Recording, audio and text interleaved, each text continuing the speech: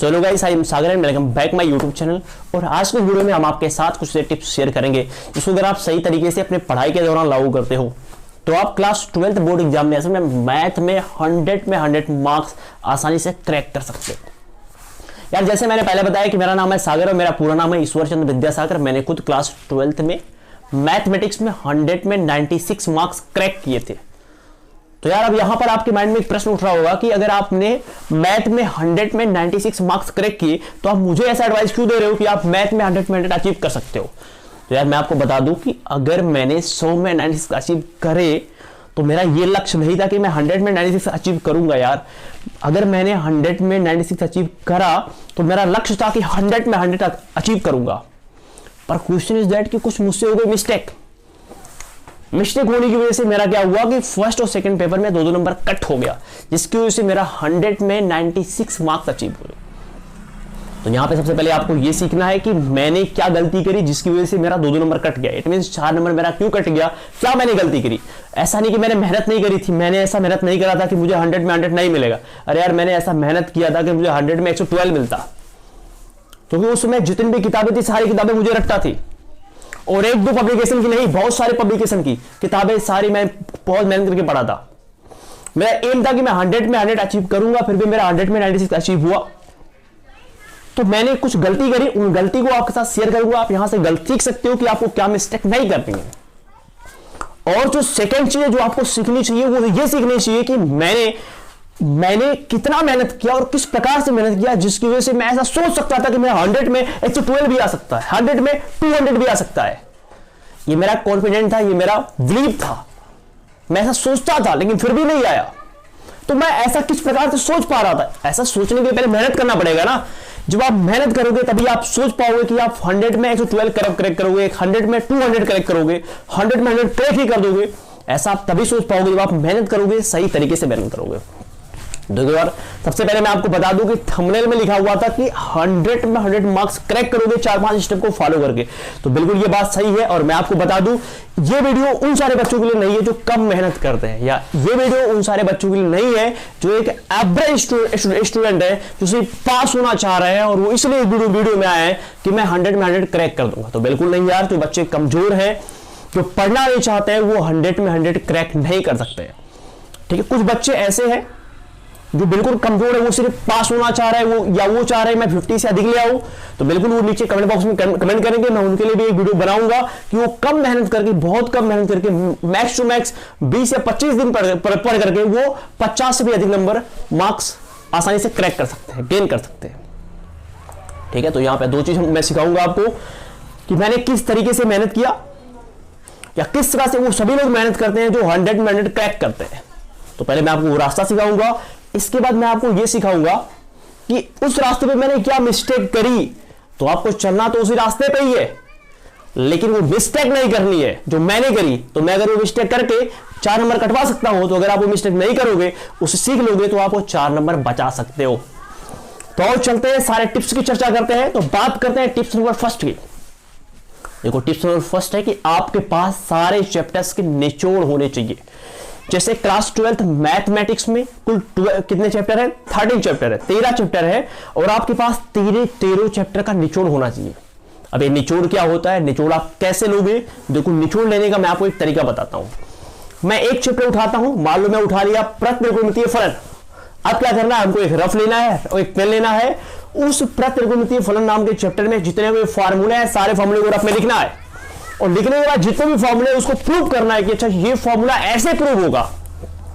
और प्रूव होने के बाद जो फॉर्मूला है उसके बारे में सोचोगे, अच्छा इस टाइप का फॉर्मूला रहेगा तो इसका प्रयोग इस टाइप के सवाल के लिए करते हैं। फिर अगला फॉर्मूला जब प्रूव कर ले जाओगे तो फिर खुद से प्रश्न करोगे कि अच्छा इस टाइप के फॉर्मूले का प्रयोग इस टाइप के सवाल के लिए करते हैं।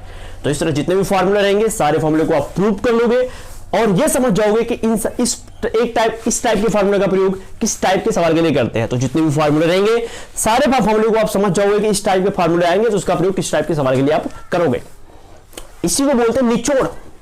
अब मान लो किसी भी चैप्टर का निचोड़ लेने में आपको हो सकता है 2 दिन का टाइम लगे, 3 दिन का टाइम लगे, या मान लो 1 दिन का टाइम लगे, बशर्ते करना क्या, आपको मैथमेटिक्स को 1.5 से 2 घंटा देना ही देना है। ठीक है, तो सबसे पहले आपको निचोड़ ले लेना है। और निचोड़ लेने के बाद मान लो आपने आज ही निचोड़ ले लिया, अब मान लो निचोड़ आपने ले लिया, तो निचोड़ लेने के बाद आप क्या करोगे, 5 मिनट कहीं बैठ जाओगे और 5 मिनट बैठने के बाद जो निचोड़ है उसको अपने माइंड में सोचोगे। कैसे सोचोगे? सोचोगे ऐसे, अच्छा इस चैप्टर में ये फार्मूले हैं, ये ऐसे प्रूव होगा और इस टाइप की इस फार्मूले का प्रयोग इस टाइप के सवाल के लिए करते हैं। ऐसा आपको सोचना है जितने भी फार्मूले सभी के लिए। आपने एक बार सोच लिया, हो गया, कोई बात नहीं। फिर सेकंड बार मान लो आप कहीं जा रहे हो, आटा पिसाने, मान लो गेहूं पिसाने जा रहे हो, या मान लो सब्जी लेने जा रहे हो, या किसी काम, मान लो कहीं पर जा रहे हो साइकिल से या बाइक से, तो अपने माइंड में वो सोच सकते हो, वो जो निचोड़ है उस निचोड़ को सोच सकते हो। फिर रात को जब आप सो रहे हो तो सोने के समय भी आप उस निचोड़ को एक बार सोच सकते हो। फिर जब सुबह सो के उठ रहे हो तो वहां भी आप इस निचोड़ को सोच सकते हो। समझ पा रहे हो? तो मान लो आपने एक दिन 2 घंटा मेहनत करी और 2 घंटा मेहनत करके आपने क्या किया, निचोड़ ले लिया और निचोड़ को आपने 4-5 बार सोच लिया एक दिन में। अब अगले दिन क्या करना है, उस चैप्टर में जितने भी सवाल है सारे सवाल को आपको सॉल्व करना है।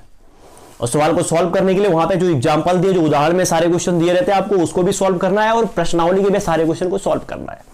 जब आप उस चैप्टर के जितने भी एग्जांपल्स हैं और प्रश्नावली को लगाओगे, तो एग्जांपल और प्रश्नावली को लगाए समय कुछ क्वेश्चन ऐसे होते हैं जो टफ होते हैं, जो बिल्कुल फार्मूले से अलग होते हैं, फार्मूले से मैच ही नहीं करते, वो डिफरेंट टाइप के क्वेश्चन होते हैं। तो क्या करोगे, उस पर आप टिक लगाओगे, ठीक है। और टिक लगाने के बाद जो सारे एग्जाम्पल और प्रश्नावली जब ये खत्म हो जाएंगे, तो जिन पे आप टिक लगाए उसको दोबारा से लगाओगे। इतना हो गया। अब मान लो सेकंड दिन आपने ये किया, फिर क्या करना है, वो जो निचोड़ था उसको फिर दिन में 4-5 बार सोच लेना है। अब मान लो आपकी प्रश्नावली या उदाहरण एक दिन में नहीं खत्म हुआ, तो नेक्स्ट दिन जाओ फिर लगाओ और फिर जो निचोड़ है आप उस दिन भी सोच लो। बस मैं केवल अभी एक चैप्टर की बात कर रहा हूं, ठीक है। इस तरह अगर आप निचोड़, जैसे आपने एक चैप्टर का लिया है, वैसे अगर आप सभी चैप्टर का निचोड़ ले लेते हो ना, तो फिर मजा आ जाएगा। और मैं आपको बता दूं कि जो आप एग्जाम्पल को, प्रश्नावली को लगा रहे हो, लगाते समय उसमें जो आप टिक लगा रहे हो ना, टिक, वो टिक आप इसलिए लगा रहे हो जिससे कि आप बोर्ड एग्जामिनेशन में आसानी से रिवीजन कर सको। देखो बोर्ड एग्जाम के पहले हमारे पास उतना टाइम नहीं होता है कि हम सारे प्रश्नावली, सारे बुक को पूरे बुक को लेने के बाद एक एक क्वेश्चन को अच्छे से लगाए। इट इज इम्पॉसिबल, इतना टाइम हमारे पास नहीं होता है। तो इसके लिए क्या करना है, जो निचोड़ है ना, निचोड़ बोर्ड एग्जाम के समय उस निचोड़ को एक बार सोच लेना है। अच्छा इस प्रश्नावली का निचोड़ ये है, निचोड़ को सोच लेना है और निचोड़ को सोचने के बाद जो जो क्वेश्चन पे आपने टिक लगाया है, मार्क किया है, उन सारे क्वेश्चन को आपको लगा देना है।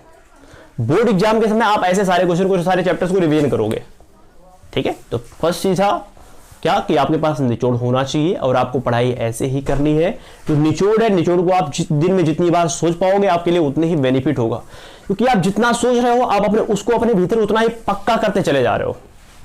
देखो मैं आपको बता दूं, जैसे जब हम छोटे होते हैं या फॉर एग्जांपल जब हम बाइक चलाना सीखते हैं और जब बाइक चलाते हैं और बाइक में हम नए रहते हैं और बाइक चलाते हैं, तो बाइक चलाते समय जो गियर होता है, गियर को लगाने के लिए उसको नीचे देख करके एक बार ऐसे गियर नीचे इधर लगाते हैं, फिर उधर लगाते हैं, ठक ठक ठक करके लगाते हैं, होता है कि नहीं? तो बिल्कुल ऐसा इसलिए होता है क्योंकि उसमें हम नए रहते हैं, ठीक है। लेकिन धीरे धीरे धीरे धीरे धीरे 2-3-4 साल हो जाता है तो हम बिना देखे हुए गियर को लगा लेते हैं। बिना देखे हुए हम बहुत सारे काम कर सकते हैं। ये क्यों होता है? तो ये सिर्फ और सिर्फ इस वजह से होता है क्योंकि हमने रिपीट किया, उसको बहुत बार रिवाइड किया है, बहुत बार रिवीजन करने की वजह से वो हमारे अंदर घुस गया है और बिना सोचे वो चीज बाहर निकल रहा है। वैसे अगर आपका जो निचोड़ है, अगर उसको आप बार बार थिंक करते हो, बार बार उसको सोचते हो, तो आपके भीतर तक उतर जाएगा और भीतर तक उतर जाने के बाद वो जिंदगी भर के लिए आपका हो जाएगा, फिर आपसे वो बाहर नहीं निकलेगा।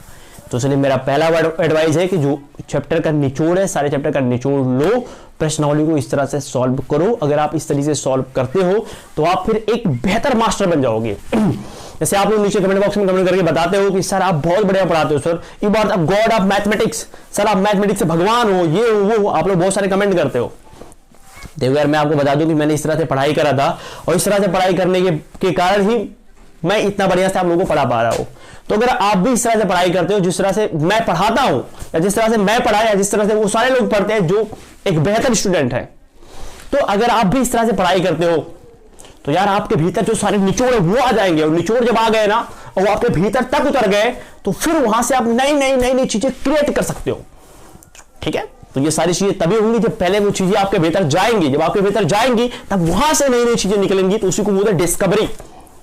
तो पहली चीज आपके पास निचोड़ होनी चाहिए और निचोड़ करने के बाद सारे प्रश्नावली को आप स्टेप बाय स्टेप करके लगा लोगे। तो ये था स्टेप नंबर फर्स्ट, निचोड़। तो स्टेप नंबर 2 है सबसे पहले आप जाओगे मार्केट में मिलेगा आपको एक अनसॉल्व पेपर 30 या 65 रुपए का, उसको आप दे करके उसको आप ले लोगे। और लाने के बाद देखो बोर्ड एग्जामिनेशन में होता है हमारे पास कुल टाइम 3 घंटा 15 मिनट का टाइम होता है। इसमें 15 मिनट में पेपर को लेने देने में 15 मिनट लग जाता है, उसमें 10 मिनट में आपको और निकाल देता हूं। हमारे पास बोर्ड एग्जामिनेशन में मान लो 2 घंटे 50 मिनट का टाइम रहता है। घर पे आओगे आप 2 घंटे 50 मिनट का आप एक अलार्म सेट कर दोगे, और अलार्म सेट करने के बाद आप अनसॉल्व पेपर लोगे, और पेपर लेने के बाद एक पेपर आपने उठाया, और उठाने के बाद आपने 2 घंटा 50 मिनट का टाइम किया, और उसी में आप लगा रहे हो अनसॉल्व पेपर को। लेकिन ये रूल सेकंड तब लागू होगा जब आपने रूल नंबर फर्स्ट को कंप्लीट कर लिया है। आप एक पेपर लोगे, उसको सॉल्व करोगे, देखोगे कि आप 2 घंटे 50 मिनट के भीतर कर पा रहे हो कि नहीं। तो देखो यार, अगर आपने रूल नंबर फर्स्ट को कंप्लीट कर लिया है तो मैं आपको बता दूं कि आप 2 ही घंटे में ये सारे क्राइटेरिया कंप्लीट कर लोगे, आप 2 ही घंटे में सारे पेपर को सॉल्व कर दोगे। लेकिन अब यहां पर एक प्रॉब्लम क्या आती है, एक प्रॉब्लम यह आती है कि जब आप अनसॉल्व पेपर को सॉल्व करते हो तो उसमें कुछ क्वेश्चन ऐसे होते हैं जो क्वेश्चन आपके समझ के बाहर होते हैं। तो आपको उस वक्त कुछ नहीं करना है, उस समय सिंपली 2 घंटा 50 मिनट का जो आपने टाइम दिया उसमें आपको ये नहीं ढूंढना है कि इस टाइप के सवाल का सलूशन क्या है, बस आपको लगाते जाना है। जो आपको क्वेश्चन नहीं आ रहा उसको आपको छोड़ते जाना है, ठीक है। तो 2 घंटे 50 मिनट आपके पूरे हो जाएंगे तो फिर खुद ही आप एक टीचर बन करके सारे क्वेश्चन को चेक करोगे कि अच्छा ये क्वेश्चन इतने नंबर का था तो मैं यहाँ पे इतना नंबर अटेम्प्ट किया, ये क्वेश्चन इतने नंबर का था मैंने यहाँ पे इतना नंबर अचीव किया। फिर आप टोटल देखोगे आप 100 में कितने नंबर अचीव कर पा रहे हो, ठीक है। तो यहां से एक आइडिया लग जाएगा कि बस आप अभी इसी के आसपास हो। जैसे आपने 100 नंबर का पेपर था, आपने 100 नंबर में 90% अचीव करे, 90 नंबर मार्क्स आपने अचीव करा, तो यहां से ये आइडिया लग गया कि बस करो आप 90 के आसपास घूम रहे हो, आप 100 नहीं गए हो अभी। इसके बाद क्या करना है कि उसमें जो क्वेश्चन आपको टफ लगा, जिसको आपने नहीं लगा पाया, उस पर आप टिक्का लगा दो, और टिक लगाने के बाद उसको आप कहीं सॉल्व इधर ढूंढो उसका सोल्यूशन।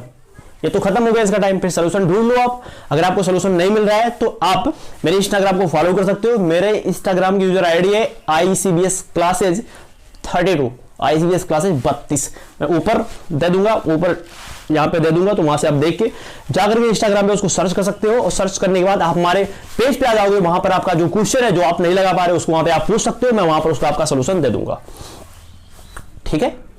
फिर क्या करना है, उसी अनसॉल्व पेपर में एक दूसरा पेपर लेना है, फिर 2 घंटे का 50 मिनट का टाइम सेट करना, फिर लगाना है। देखो आप कितने तक के आसपास पहुंच पा रहे हो, फिर आप खुद ही चेक करना है देखो कितने के आसपास पहुंच पा रहे हो।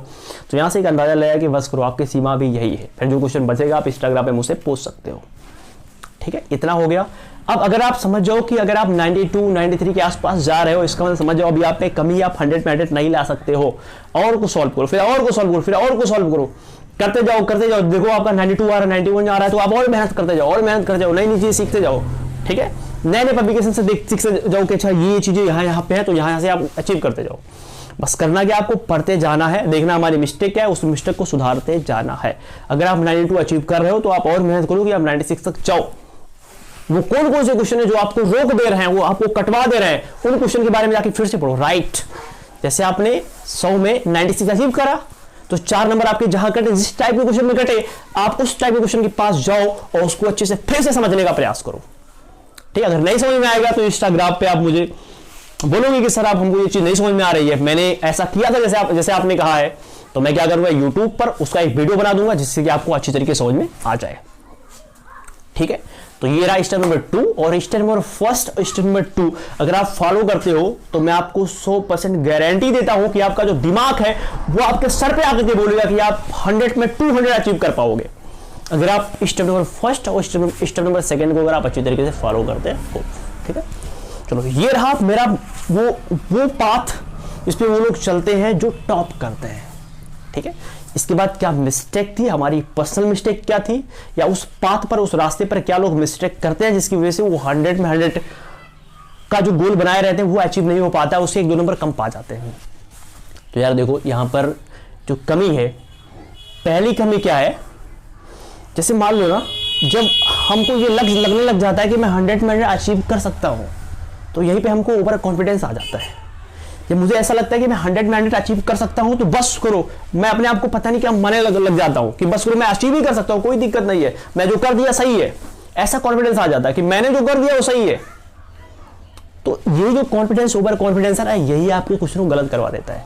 होता क्या है, मैं खुद ऐसा बंदा हूं जो बोर्ड एग्जाम का पेपर मैं 1 घंटे 25 मिनट में सॉल्व कर देता था, कभी कभी 1 घंटे में पूरा पेपर सॉल्व कर देता था। लेकिन मेरा ईगो ऐसा था ना कि मैं दोबारा से उसको रीचेक नहीं करता था, और रीचेक भी करता था तो कैसे, फटाफट फटाफट रीचेक। अच्छा, मुझे रीचेक तो समझ ही नहीं आया कि रीचेक क्या होता है। मैं खुद जब टीचर लोग वहां पे बोलते थे कि एक बार दोबारा कॉपी को चेक कर लो, तो मुझे लगता था यार मैं तो पढ़ा हूं। और ऐसा मैं नहीं सोचता हूं, सब लोग सोचते हैं जिनको ज्यादा आ जाता है पढ़ने का, या जो बहुत मेहनत करके पढ़ लेते हैं, तो उनको एक ओवर कॉन्फिडेंस मिल जाता है, तो लोग कहते हैं रीचेक क्या करूं जब मेरा सही है। तो ऐसा नहीं करना है। सबसे पहले आप क्या करना है, उसको लगा लेना है अच्छे से, और लगाने के बाद आपको सारे, जैसे मान लो आपने 1 घंटा 1.5 घंटे में लगा लिया, 2 ही घंटे में लगा लिया, उसके बाद भी आपके पास 1 घंटे का टाइम मिलेगा, 50 मिनट का टाइम मिलेगा। आप दोबारा जाओगे अपने कॉपी के पास और सारे क्वेश्चन को स्टेप बाय स्टेप अच्छे से बारीकी से, ऐसा नहीं कि बस ऐसे देख लिया हो गया, बिल्कुल नहीं।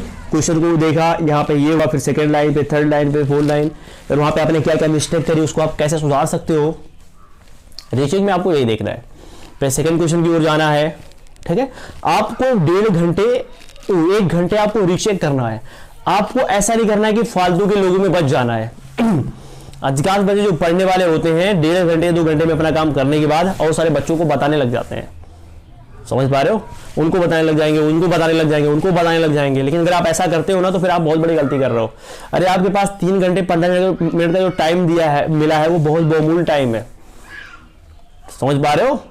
और वो बोर्ड एग्जाम में आपको 3 घंटे 15 मिनट का टाइम इसलिए दिया गया जिससे कि आप एक बार सही से कर लो, फिर उसको रीचेक करो। और यार आप उस टाइम को लोगों में बांट रहे हो। अगर आप ऐसा करते हो तो आपसे बड़ा बेवकूफ इंसान कोई नहीं है। देखो यार, मानता हूं कि आप क्लास में हो, लोगों के सवाल बता रहे हो, अच्छी बात है, ये आपकी अच्छी आदत है। लेकिन ये क्या आप बोर्ड एग्जाम में कर रहे हो यार, जहां पे आपको खुद अपने आप को प्रूव करना है, और वहां पे आप ये कर रहे हो, लोगों को बता रहे हो यार, तो आप बेवकूफ हो। आपको ऐसा नहीं करना है। आप जब सवाल लगा लोगे, उसको रीचेक करोगे, अच्छे से सवाल को अच्छे से रीचेक करोगे। हो सकता है आपको कहीं मिस्टेक मिल जाए, तो जो मिस्टेक मिल जाए उसको आप सुधार सकते हो, ठीक है। क्योंकि आपने काम किया, ये तो इंपॉर्टेंट है ही है। लेकिन काम करने के बाद आपने वहां से क्या सीखा, क्या आपने वहां मिस्टेक करी, क्या वहां से आप सीख सकते हो, ये उससे भी ज्यादा इंपॉर्टेंट है यार, ठीक है। तो रीचेक करना नहीं भूलोगे, रीचेक इज वेरी इंपॉर्टेंट। मैंने रीचेक नहीं करा था, इसलिए मेरे 2 नंबर फर्स्ट में, 2 नंबर सेकंड में। देखो ये मेरे क्लास 12th की मार्क है, वो क्या बोलते हैं, मार्कशीट है। इसमें देखो ये मैथमेटिक्स है। मैथमेटिक्स में मेरे 100 में, उसमें जब मैं बोर्ड पेपर देता था तो उसमें मैथ के 2 पेपर हुआ करते थे, मैथ के फर्स्ट और मैथ सेकंड। तो मैंने देखो मैथ फर्स्ट में अचीव करा है 48 यानी 50 में 48, और सेकंड में भी अचीव करा है 50 में 48। कुल मिलाकर के मेरे 100 में 96 नंबर है, और टोटल 500 में 455 नंबर है, यानी कि 91% मेरिट है मेरा, ठीक है। तो ये मेरी फर्स्ट गलती थी। आप ये गलती नहीं करोगे किसी भी सब्जेक्ट में, ठीक है। सेकंड गलती क्या है ना, सेकंड गलती जो है यार, वो बहुत कॉमन है, और हमको नहीं लगता है कि ये हमारी गलती है। हमको लगता है कि ये तो हमारी गलती नहीं है, तो एग्जामिनर की गलती है। पर ऐसा बिल्कुल नहीं है, वो हमारी ही गलती है, उसको हमको खुद से सही करना है। देखो जब हम बोर्ड पेपर कर ले जाते हैं, जैसे मान लो मैंने 100 में 100 कर दिया, रीचेक भी 100 में 100 कर भी दिया, और रीचेक भी कर दिया, मुझे पूरी तरीके से कॉन्फिडेंस है कि मैं 100 में 100 अचीव कर सकता हूं।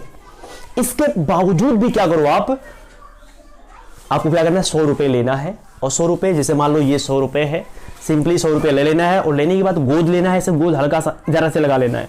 ऐसा नहीं कि गोद हमको यहाँ पे लगाना है, यहाँ पे लगाना है, क्योंकि अगर आप गोद यहाँ और यहाँ पे लगाओगे और ले जाकर के अपनी कॉपी पर चिपकाओगे, तो क्या होगा कि जो कॉपी चेक करता है एग्जामिनर, उसके पास कॉपी पहुंचती है 3 या 2.5 या 3 महीने बाद। तो जब पैसे उसके पास पहुंचेंगे, वो निकालेगा ना, तो गोद से इतना चिपक जाता है कि पैसे फट जाते हैं। जब पैसे फट जाएंगे तो उसको इरिटेशन होगा, गुस्सा आएगा। तो अगर आपने 100 में 98 भी कराया ना, तो 1 नंबर और कम कर दिया। गुस्सा देखो, उस समय क्या करना है, हमारी जो कॉपी है वो ऐसी होनी चाहिए कि एग्जामिनर को खुश कर दे। क्योंकि देखो सब कुछ डिपेंड करता है हमारे प्रेजेंट ऑफ माइंड पर भी, क्योंकि मैं खुद एक टीचर हूं, मैं कॉपी को चेक करता हूं, तो मैं उसको अच्छा नंबर देता हूं जिसकी राइटिंग वगैरह बढ़िया होती है, जिसको कॉपी को देख करके मैं खुश हो जाता हूं। तो ऐसा ही एग्जामिनर का माइंडसेट होता है कि अगर वो आपकी कॉपी से खुश है तो आपको नंबर दे देगा अच्छा, नहीं खुश है तो जहां पर 98 मिल रहा था वहां पे 1 नंबर और काट लेगा। खुश है तो आपको 100 में 100 कर सकता है। तो करना क्या है, पैसे को ऐसे लगाना है। देखो पहले यहाँ पे एक गोद लगाना है, और गोद लगाने के बाद कॉपी का जो बीच है उसे ले जाकर के वही उसी उसमें चिपका देना है ऐसे। जैसे मान लो, मैं आपको बताता हूं, जैसे मान लो ये कॉपी है, ये कॉपी है, कॉपी का जो बीच वाला वहां पे लेना है, और पैसे को बीच में लाके ऐसे रख देना है, फिर ऐसे बंद कर देना है। इससे क्या होगा, वहां पे चिपक भी जाएगा, और जो लोग टीचर वहां गाड़ी कर रहे हैं, जब झाड़ेंगे आपके पैसे को तो आपका पैसा नीचे गिरेगा भी नहीं। और लोगों के पास इतना टाइम नहीं होता है कि यार लोग ऐसे खोल के आपका पैसा चेक करें, क्योंकि मैं खुद गाड़ी किया हूं और मैंने देखा है कि इतना टाइम हमको नहीं मिल पाता है कि कॉपी को अच्छी तरीके से देखा जाए, कौन बंदा कितना पैसा रखा है, पैसे को निकाल लिया जाए। ऐसा अगर आपने सुना है, अगर आपने ऐसा सुना है तो बिल्कुल आप, ये र्यूमर है यार, इतना टाइम नहीं मिलता है कि किसी कॉपी से पैसा निकाल लिया जाए। ठीक है, फटाफट क्या होता है, कॉपी लिखने के बाद कॉपी आती है, फटाफट उसको पैक होती है और पैक होने के बाद आपके डिस्ट्रिक्ट का जो डिवाइस ऑफिस होता है वहां पे चला जाता है। तो इतना टाइम नहीं होता है कि हर एक पेज को खोल खोल के अच्छे से चेक किया जाए। ठीक है, तो आप 100 रुपये जरूर रखो यार। और मान लो आपने 100 में 100% 100 में 100 ही कर दिया, तो 100 रुपये जब रखोगे ना तो एग्जामिनर के पास एक इंप्रेशन जाएगा कि यार ये बंदा 100 में 100 किया है, फिर भी ये 100 रुपया रखा है, तो क्यों रखा होगा। तो वो समझ जाएगा कि अगर वो अच्छा टीचर है या अगर वो टीचर है तो वो समझ जाएगा कि इसने 100 रुपया इसलिए रखा है क्योंकि ये चाह रहा है कि मैं 100 में 100 पाऊं। या अगर आपने 98 भी पाया है तो भी वो ऐसा सोचेगा, तो आपको वो 100 में 100 कर देगा। ठीक है, तो अगर आपने 100 में 100 कर लिया है तो बहुत अच्छी बात है, 100 में 99 भी किया है तो भी अच्छी बात है, 100 में 98 भी किया है तब भी कोई बात नहीं है, लेकिन आप 100 रुपये रखना नहीं भूलोगे और जैसे मैंने रखा है आपको वैसे ही रखना है। ठीक है, इससे टीचर का जो पेरेंट आप क्या बोलते हैं, जो उस समय का मूड है वो सही हो जाएगा। और जब उस समय का मूड सही हो जाएगा तो पहले नंबर आपने सब अच्छा किया है, उससे वो और उसके अंदर खुशी होगी, क्योंकि अच्छी चीज़ को देख करके हर किसी को खुशी होती है। तो पहले नंबर वो वहाँ से खुश होगा, सेकंड वो 100 रुपया पाएगा, थोड़ा और खुश हो जाएगा और आप 100 में 100 मार्क्स आसानी से क्रैक कर सकते हो। तो ये रही दो हमारी गलती, जो हमको नहीं लगता कि हमारी गलती थी। फर्स्ट तो लगता है कि जो हमारी रीचेक वाली थी वो हमको लग रहा है कि हमारी ये गलती थी, लेकिन सेकंड वाला हमको नहीं लगता कि हमारी गलती थी, पर एक्चुअली वो हमारी गलती है। तो मैंने जो 4 स्टेप बताया फटाफट, पहला आपके पास निचोड़ होना चाहिए, सेकंड जो है आप अनसॉल्व पेपर को सॉल्व करते जाओगे, वहां पे क्या क्या मिस्टेक है उसको सुधारते जाओगे। थर्ड नंबर कॉपी को लिखने के बाद आप फालतू के झंझटों में नहीं पड़ोगे, बल्कि उसको क्या करोगे, रीचेक करोगे। 4 है कि कॉपी में आप 100 रुपए रखोगे, हो सकता है तो आप 500 भी रख सकते हो, लेकिन 100 रुपए आपको रखना ही रखना है, 500 मत रखो। अगर आपने ऐसा किया है 98 100 तक आपने करा है तो आप क्या करोगे, आप 100 रुपया ही रखोगे। लेकिन वो लड़के जो बिल्कुल ही नहीं पढ़ते हैं उनको क्या करना है, वो 500 भी रुपए भी रख देंगे तभी कोई दिक्कत नहीं है, क्योंकि वो ऑलरेडी पहले से फेल है, वो 20-25 के आसपास जा रहे हैं, तो 500 रुपये रख देंगे तो एग्जामिनर सोचेगा कि अच्छा हाँ ये 500 रुपया रखा है पास होने के लिए, तो उसको वो पास कर देते हैं। ठीक है, क्योंकि हमारे बाबा खुद एक टीचर है, गवर्नमेंट टीचर है, जाते हैं बोर्ड की कॉपी चेक करने, तो उनका माइंडसेट ऐसा ही है। तो मैंने उनसे ये सीखा है, और उसके साथ मैं भी एक टीचर हूँ, मैं भी कई स्कूल्स में पढ़ाता हूँ, कॉपी को चेक करता हूँ, तो मैं भी एक टीचर का जो माइंडसेट होता है वो कैसा होता है मैं भी इसको अच्छी तरीके से समझाऊँ। ठीक है, तो यार ये सारे रहे हमारे पर्सनल एक्सपीरियंस, जिस पे चल करके मैंने ये सब करा। तो अगर आप इन टिप्स को अगर आपको अच्छा लगे तो आप इसको फॉलो कर सकते हो, लेकिन यार मैं आपको बताऊंगा कि अगर आप ऐसा करना चाहते हो, 100 में 100 क्रैक करना चाहते हो, तो आप ऐसा करो ही करो। ठीक है, तो बस ये रहे हमारे टिप्स। बताओ कैसा लगा ये वीडियो, नीचे कमेंट बॉक्स में कमेंट कर आप और बताओ। ठीक है, और अगर आप चाहते हो कि मैथमेटिक्स में मैं 50 से अधिक पा जाऊं या 30 से अधिक पा जाऊं या पास हो जाऊं, तो आप जरूर नीचे कमेंट बॉक्स में कमेंट करके बताओगे, जिससे कि मैं उस पर एक वीडियो बनाऊंगा। और उसको अगर आप देख लेते हो, अच्छे से समझ लेते हो, तो आप आसानी से कम मेहनत में, 10-15 दिन की मेहनत में, 20-25 दिन की मेहनत में आप आसानी से 50 पा सकते हो या आप पास हो सकते हो। ठीक है, तो मैं उस पर एक वीडियो बना दूंगा। तो बताइए कैसी लगी ये वीडियो, कमेंट बॉक्स में कमेंट कर जरूर बताओ। तो फिर मिलते हैं हमारे जो आगे के चैप्टर्स हैं उन चैप्टर के साथ, तब तक के लिए अपने काम में मेहनत करते रहो।